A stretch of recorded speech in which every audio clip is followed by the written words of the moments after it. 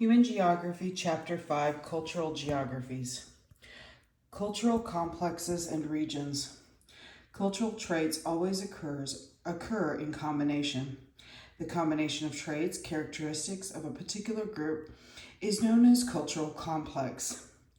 Referring back to our example of chopsticks, a cultural complex in which they figure prominently would include other elements such as culinary preferences, foods associated with holidays or special events, and activities such as toasts and drinks or prayers to celebrate these events. Another concept key to traditional approaches in cultural geography is the cultural region. Although a cultural region may be quite extensive or very narrowly described, and even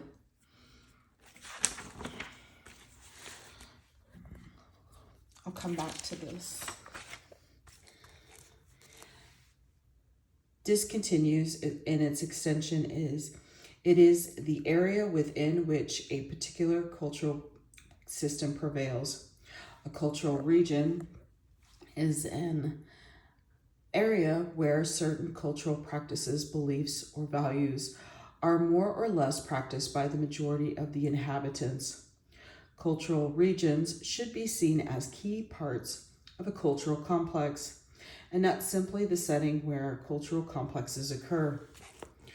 Returning to our chopsticks, when combined with the cultural complex of food, holidays, family, and related practices, and undertaken in China, they demonstrate how a cultural system is at work. Though its specific manifestations vary by cultural region in which they are occurring. I'm going to go ahead and show you a previous area. This is under cultural or geography matters, shaping place through fact, fiction, practice, and representation. Here's the section should you wish to read at your leisure.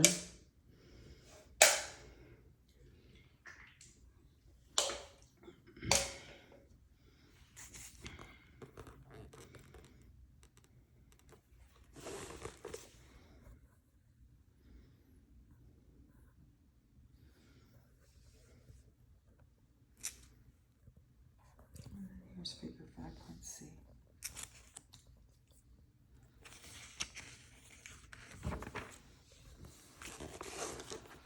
Cultural systems.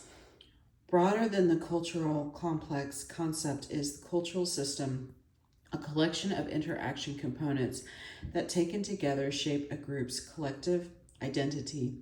A cultural system includes traits, territorial affiliation, and shared history, as well as other more complex elements such as language and religion. In a cultural system, it is possible for internal variations to exist in particular elements at the same time that broader similarities lend coherence. The phrase American culture is a reference to the concept of a cultural system. This system includes shared territory and history, a standardized education, and a shared language, or more precisely, a national language, as well as other cultural elements such as a predominant form of family organization, political norms like the two-party system, and even attachment to certain national sports activities or even television shows. Of course not everyone in the United States actually has the same history, nor do all Americans speak the national language of English or enjoy baseball or live as a nuclear family. The point is that cultural systems are about broad similarities at the national level and more particular geographic variation at the regional and local level, where the local level may refer to a city, a neighborhood, or even a household. Culture and society.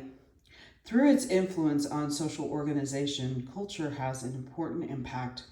Social categories like kinship, gang, or generation, or some combination of categories can figure more or less prominently, depending upon geography, Moreover, the salience of these social categories may change over time as the group interacts with people and forces outside of its boundaries. For example, countries in the Middle East and Africa are as culturally dynamic as any other region of the globe. Their society is shaped by cultural ties, by meaning systems that highlight gender, tribe, nationality, kinship, and family. Global media technologies such as satellite television and the internet are increasingly penetrating the region, however, and the potential for new social forms to emerge and old ones to be reconfigured is increasing.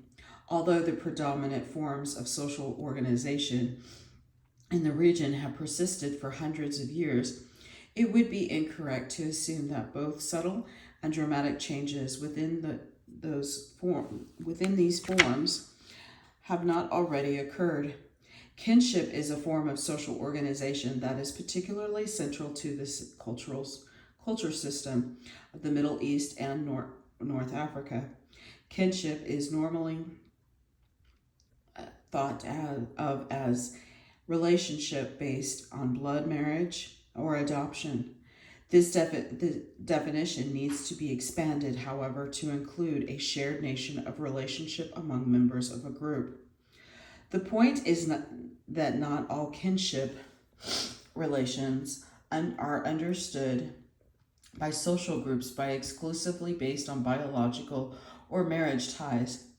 While biological ties, usually determined through the father, are important in the Middle East, they are not the only important ties that link individuals and families.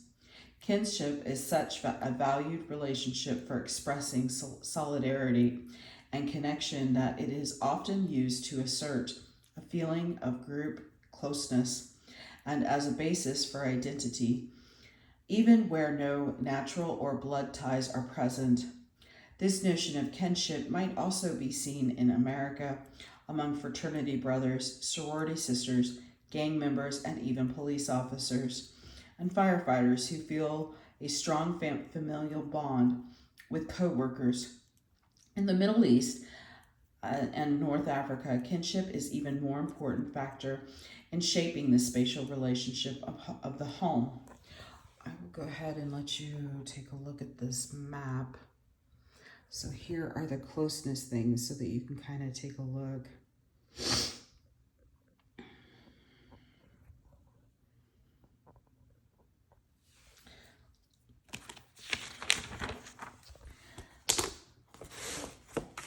As well as outside the home, determining who can interact with whom and under what circumstances.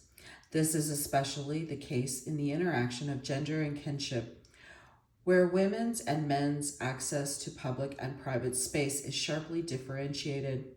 The idea of the tribe is also central to understanding the socio-political organization of the Middle East and North Africa, as well as other regions of the world. Although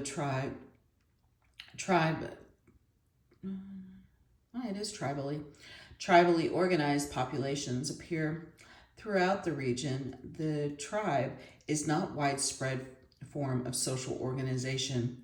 Generally speaking, a tribe is a form of social identity created by groups who share a set of ideas about collectively loyalty and political action. The term tribe is a highly contested concept and one that should be treated carefully. For instance, it is often seen as a negative label applied by colonizers to suggest a primitive social organization throughout Africa, where it is adopted in the Middle East and North Africa. However, tribe is seen as a valuable element in sustaining modern national identity. Tribes are grounded in one or more expression of social, political, and cultural identities, created by individuals who share those identities. The result is the formation of collective loyalties that result in primary allegiance of the tribe. Here's the map for the next area.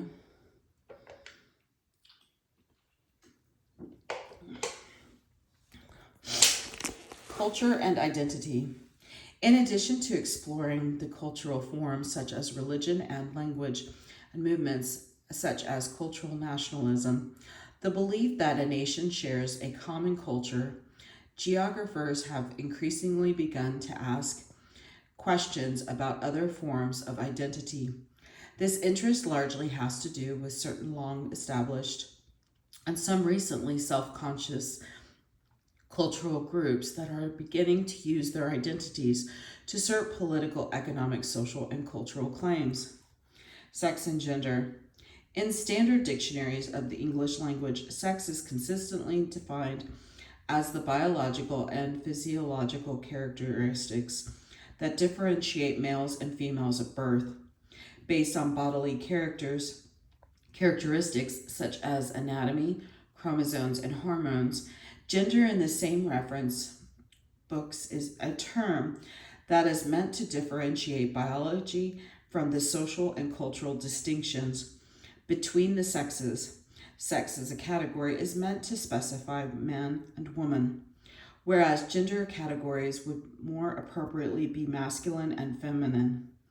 This current distinction between sex and gender has been criticized as misleading, however, by both social and biological scientists. The reason for this is that it implies that the behavior of an individual can be separated out into shaped by either biological or cultural factors. The critics would respond that biological manifestations of sex are cross-cut with psychosocial and cultural variables, so much so that there is no way to determine that the differences between males and females are due exclusively to biology or to culture. Here's the diagram. Our approach in this book is to understand that sex and gender operate along three lines. Sex and gender are not categories that should be separated. They are very clearly shape each other because they are deeply connected categories of being. There are a multitude of sexes between the two extremes of male and female, and one sex need not align with one's biology. Gender is most effectively understood as a socially constructed performance that uses codes of femininity and masculinity to operate in the world. We turn next to gender identity, relinquishing our focus on sex. Our reason for this is that in both scholarship and in popular treatments, the term gender has come to be used as the preferred term for the complex relationship between sex and gender. Because of that, we discuss gender in its multifaceted and sometimes confusing aspects, as well as its relevance to geographic concerns. Gender identity. As illustrated in the chapter opener, gender is an identity that has captured the attention not only of cultural geographers, but it is widely recognized in popular culture as well. Excuse me. Indeed, gender identity is so widely acknowledged in everyday life. In 2013, Facebook added more than 50 custom categories to their gender option. Facebook recognizing that the simple male-female dichotomy was inadequate in capturing the multiplicity of genders that reside in the space between them, took the rather radical step of opening up the category to 8 options. The move by Facebook is a fundamental recognition that is key feature of all human identity, marking and defining humans as sexed beings. It is also an acknowledgement that gender is something people essentially are because of a given set of something people essentially are because of a given set of physical characteristics. But something people do, something we enact by the way we present our bodily selves to the world, and something we understand ourselves to be. Research on the gendered body and geography recognizes that space is central to its understanding.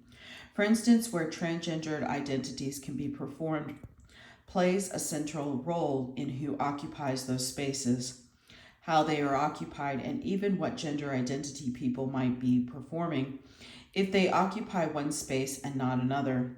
But issues of gender and space go beyond the performance of identity to the emergence of new political cultures that are being constructed to protect the rights of people who don't identify as simple male or female in particular national and international spaces.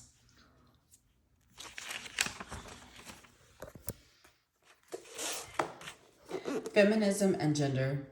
Whereas the previous section on gender has focused on gender as a sexual identity that extends far beyond the simple binary or male or female, gender has also been a category that feminist geographers and others have used to understand inequality between men and women. Much has been written about this uneven relationship. As used by feminists, gender implies a socially created difference in power between males and females that gives an advantage to the former over the latter and is not biologically determined but socially and culturally created. Spatial inequality, the global gender gap. Gender interacts with other forms of identity and can intensify power differences among and between the groups. Feminists use the word intersectionally to characterize what happens when other identities such as race, class, age, or ability also have an effect on power dynamics. Intersectionality is a recognition of the ways that different forms or systems of oppression, domination, and discrimination overlap. Black feminism advanced the original example of intersectionally by arguing that being black and female are inseparable identities that intersect and reinforce each other. Geographers have found the concept of intersectionality convincing, but add the intersection forms of oppression are played out differently in different parts of the world. For example, although gender differences play an important part in shaping social life for men and women in the Middle East, as elsewhere around the globe, there is no single Islamic, Christian, or Jewish notion of gender that operates exclusively in the region. Many in the West have formed stereotypes about restricted lives of Middle Eastern women because of the operation of rigid Islamic traditions.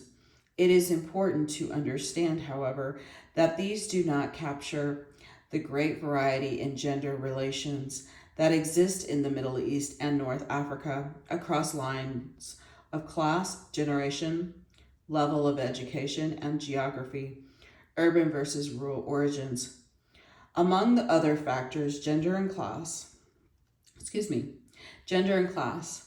In South Asia, gender is greatly complicated by class, such that among the poor, women bear the greatest social and economic burden and the most suffering, generally speaking, South Asian society, India, Pakistan, Afghanistan, Nepal, Bhutan, Sri Lanka, Maldives, and Bangladesh, is intensely patriarchal.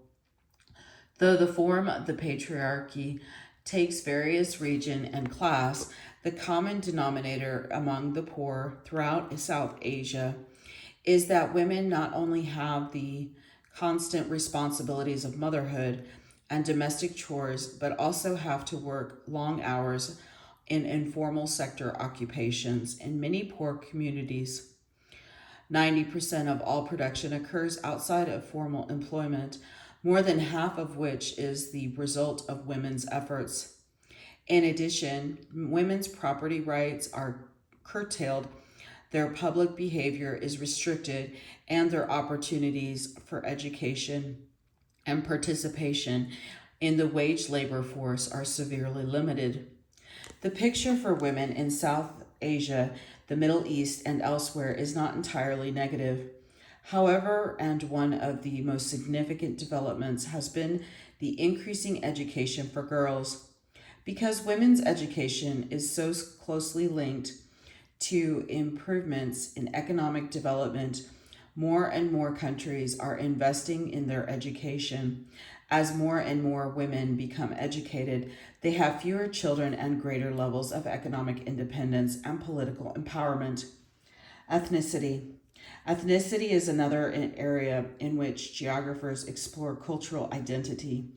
Ethnicity is a socially created system of rules about who belongs to a particular group based on actual or perceived commonalities, such as language or religion. A geographic focus on ethnicity is an attempt to understand how it shapes and is shaped by space and how ethnic groups use space with respect to mainstream culture as well as other ethnic groups. For cultural geographers, territory is also a basis for ethnic group cohesion. See Chapter 10 for more on territory. For example, cultural groups, ethnically identified or otherwise, may be spatially segregated from the wider society in ghettos, ethnic enclaves, homelands, and tribal areas. Here's the section on spatial inequality.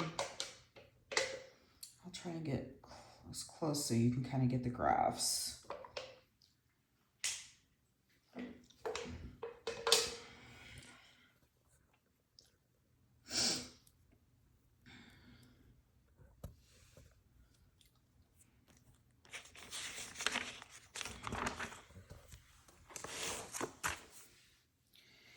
In China, for example, 91% of the population is Han. There are 55 different ethnic groups in addition to the Han. These are mostly residual groups of indigenous people, such as the Miao, the Dong, Li, Naxi, and the Qing, who are economically disadvantaged and found in a relatively remote border regions, removed from central authority in Beijing. Tensions exist between the dominant Han and several of the larger minority groups such as the Tibetans and the Uyghurs. The latter are a Turkic Muslim minority group living in Western China. They demand greater control over the territory to practice self-governance and to follow their own cultural traditions and not those of the mainstream Han-dominated society. The Uyghur identity is fragmented, however.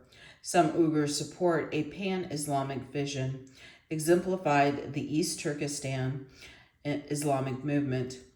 Others support a pan-Turkic vision, as in the East Turkestan Liberation Organization, and a third group, the East Turkestan Independence Movement, promotes a Uyghuristan state. As a result, Uyghurs do not speak with one voice, and members of each of these groups have committed violence against other Uyghurs, whom they view as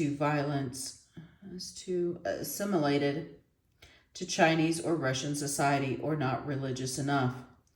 The term ethnicity comes from the Greek ethnos, which in classical times was understood as the people. But as time passed and the term migrated, its meaning changed so that in England, from the 15th until the mid-19th century, ethnic came to mean heathen, foreign, or pagan. In the 19th century, United States, which was experiencing massive immigration then, ethnicity came to mean a racial, cultural, or national minority group and served as a replacement for the term race, which was thoroughly emotionally charged through its attachment to slavery, outlawed in 1865 by the 13th Amendment to the United States Constitution. In its contemporary usage, ethnicity is widely understood as a cultural category constituted through shared history and often through language, religion, and an attachment to a particular place or homeland. And though there are many examples of ethnic groups who share a cohesive sense of community and belonging, not all do. As with any identity, variation exists in practice. Race. Geographers also prevailing ideas and practices with respect to race to understand places. Races is a problematic classification of human beings based on skin color and other physical characteristics. Racialization is the practice of creating unequal castes based on the norm of whiteness. Biologically speaking, no such thing as race exists within human species, yet considers the categories of race and place that correspond to African American and ghetto. Powerful Western ideas about race have enabled the emergence of perpetuating of segregated spaces in many North American cities and elsewhere. In this and other cases, the visible characteristics of hair, skin, and bone structure made race into a category of difference that was and still is widely accepted and often spatially expressed. The mainstream approach views neighborhood as a spatial setting for systems of affiliation more or less chosen by people with similar skin color. Cultural geographers have overturned this approach to see neighborhoods as spaces that affirm the dominant society's sense of identity. Place continues to be a mechanism for creating and preserving local systems of racial classification and for containing geographical differences within defined geographical confines. The homelands of South Africa and the dismantling of apartheid, there also illustrates an interaction of race and place on a much larger scale, unexamined in the kinds of precipitations and practices that create racialized places as different as Arab Street in Singapore and the homelands of South Africa is taken for granted notion of whiteness. Whiteness is seen to be the norm of the standard against which all other visible differences are compared. But whiteness, as geographers and other scholars have shown, is itself a category of difference that depend on visible distinctions, not biological ones, and is always constructed in relation to other categories. Recently, researchers in the humanities and social sciences have begun to denaturalize whiteness by investigating the ways whiteness has been constructed as a socially category in different periods and places, as well as the ways whiteness operates in particular sites such as classrooms, on the street, and in boardrooms. It is only when we begin to challenge the naturalness of whiteness and the spaces that enable it that we can truly begin to undo racist practices. Whiteness, blackness, and rap music. To appreciate the complexity of the relationship between whiteness and blackness in the United States, two examples provide insight. One is about space and race in the form of racial desegregation, and other is about the blackness as an object of white fascination and appropriation. Consider these two facts. The racial integration of the public K through 12 schools in the United States, successfully achieved within a decade a court-mandated integration in the 1960s and 1970s, is increasingly being dismantled so that now many schools all over the country, but especially in the South, are as segregated as they were in the 1950s. contrast the deterioration of racial integration with the second fact of the huge popularity of black rap music among white audiences who are at the largest consumers of recordings by black rap artists. At the same time, that white teenagers appropriate rap music, they also demonstrate their fascination with the African American culture through the outfits they wear and the language, both verbal and nonverbal. They adopt, and yet they are highly unlikely to attend high school with more than a handful of black youth. How can these two contrary phenomena, blackphobia, of fear of blacks by whites, and blackophilia, or adaptation of blacks by whites, exist simultaneously in the United States? Cultural theorists contend that these two seemingly contradictory facts can only be understood in relation to each other. They assert that the tendency to embrace black culture by assuming rap and other African American artifacts is related to the destabilization of what it means to be white in the U.S. society. Today, as the country moves from majority white to no racial majority, thus decentering whiteness in the process. So just as white youth are embracing black culture and appropriating it for their own use, they and their parents who make decisions about where to send them to high school are refusing to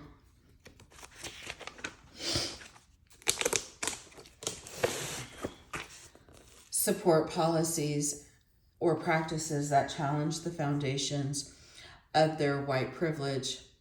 White privilege advantages that accrue to white people beyond what is commonly experienced by people of color, and white supremacy.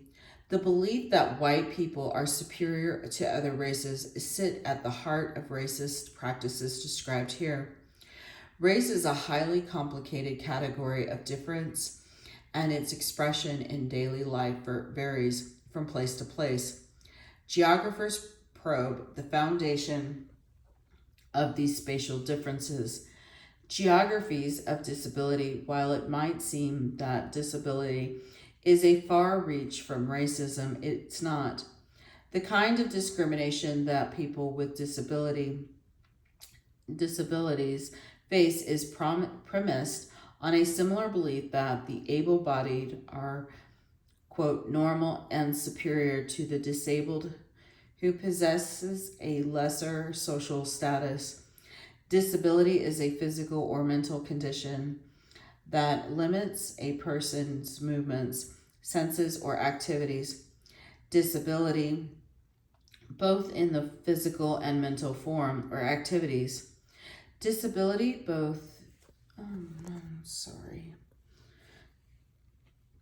has begun to be studied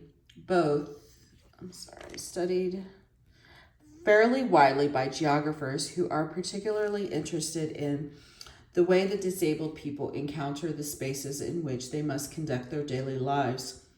Studies that examine how the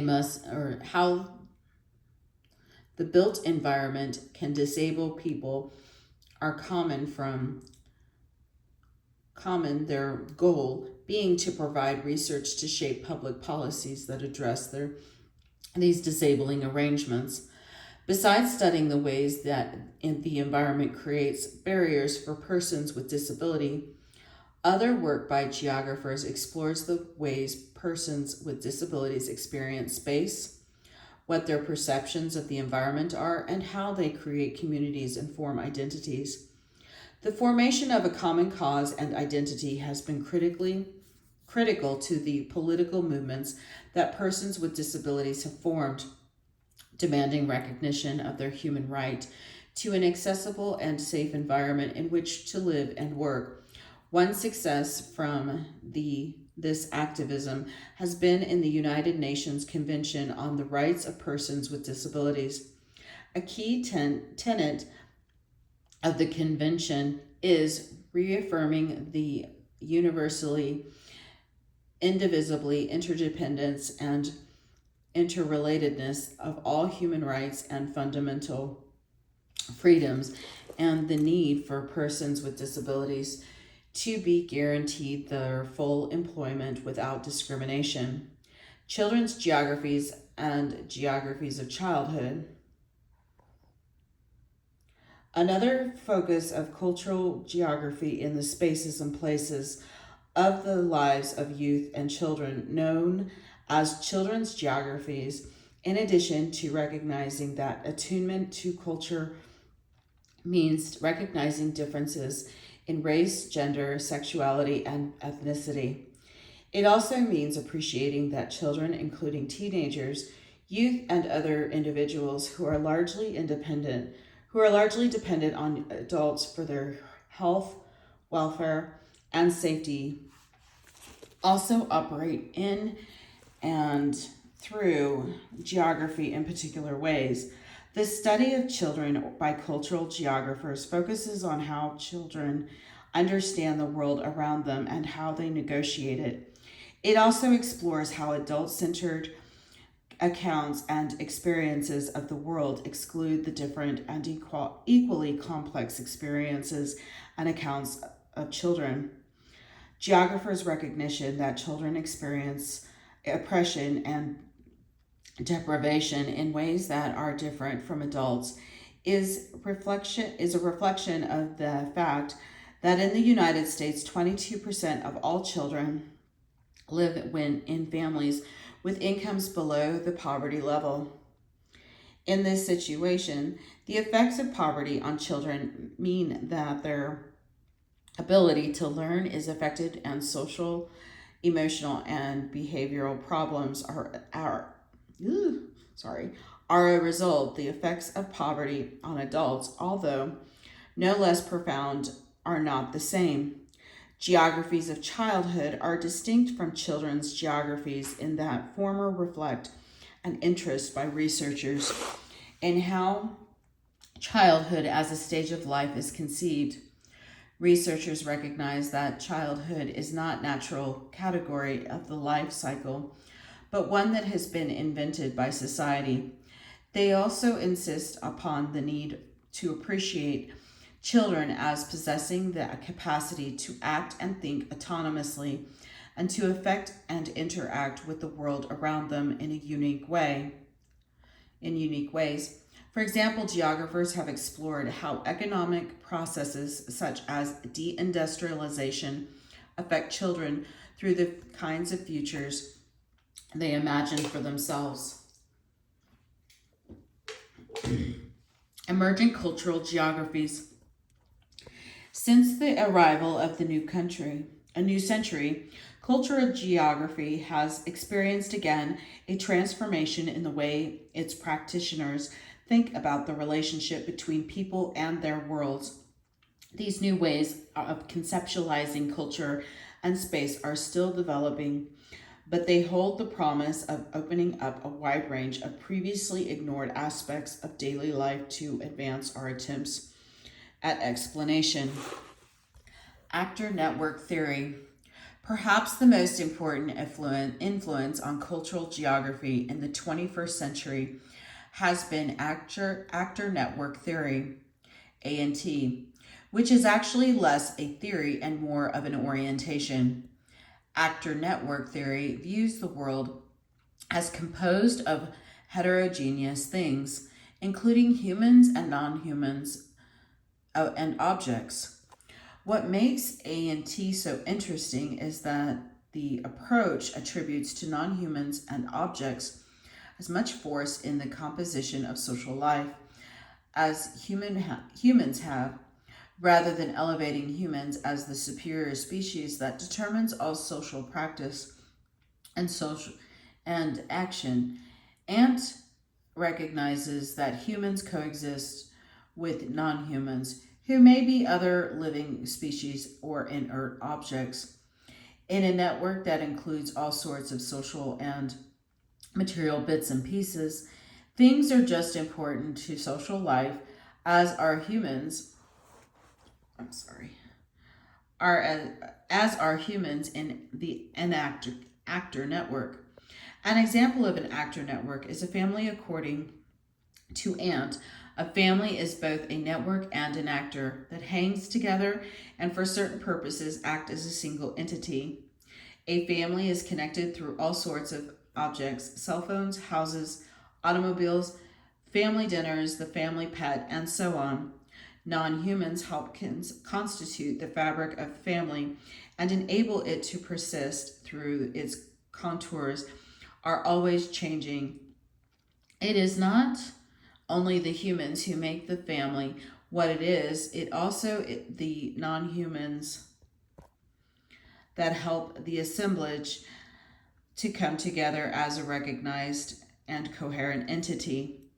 Agency, the ability to make things happen, resides not only in humans, members of the assemblages, but also in the non human: the house, the dog, the barbecue grill, the flat screen. Recall figure 5.3 have the Internet of Things shaping wake up time when the coffee gets made and the car gets started, the time of departure for the train station, and so on. The point of Ant is not all these things are connected so much that humans are not solitary agents in the world, but rather that human behaviors need to be understood as shape and often driven by objects. The Internet of Things is an actor network where all sorts of objects and non-humans others come together to shape how we operate in the world on a very basic level. Consider the cell phone as an example. This mobile device connects people to family and friends nearly instantaneously, and certainly in ways that a landline could never could. The materiality of the object, its thingness, is not inert. It has an active forcefulness that can produce significant outcomes such that we are often at a loss without them, or especially empowered with them. In a way, cell phones have become objects that make us do things we might not or could not otherwise. This is the end of chapter 5, part 2.